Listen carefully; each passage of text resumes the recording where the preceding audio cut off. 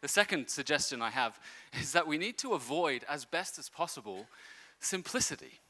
Now, this might seem like a difficult one for many people. I have taught in seminaries for over a decade, and the amount of times I have been told, yeah, John, I hear all of that, that being the 3-hour lecture that I just gave, but really, it's just simple.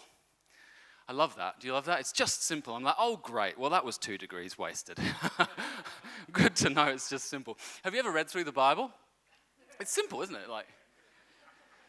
This text written thousands of years ago in foreign languages that no longer really exist or are utilized. It's wonderfully simple. It's not simple, is it? I came across a Tom Wright book years ago, and he said, look around. Look at relationships. Relationships aren't simple, are they? Relationships are complicated. We all have families. We know that they're complicated things. And then he said, look up to the stars. Look at how many there are. We know there are a complex network of stars and universes. And he said, the God who made all of this and all of this in its beauty, infinite complexity, do you think that God is simple? Like, what is our obsession with simplicity? I have another idea. See, simplicity is the idea of taking what is complex and boiling it down to its most reductionist sort of parts. And in doing that, you kind of make a lot of things untrue. Because actually life is quite complex. Relationships are quite complex. What I think we're searching for is not simplicity. I think we're searching for clarity. And clarity is different to simplicity.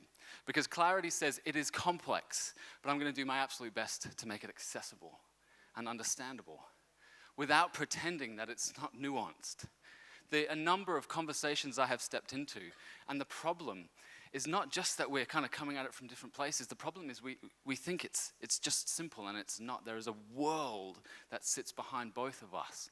Our opinions are not just the things on the forefront of our mouth or mind. Our opinions are cultivated through the experiences that we've had across a lifetime, the way that we were raised, the experiences we had as children, the people who formed us, the people who've hurt us.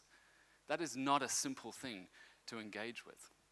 We need to overcome simplicity.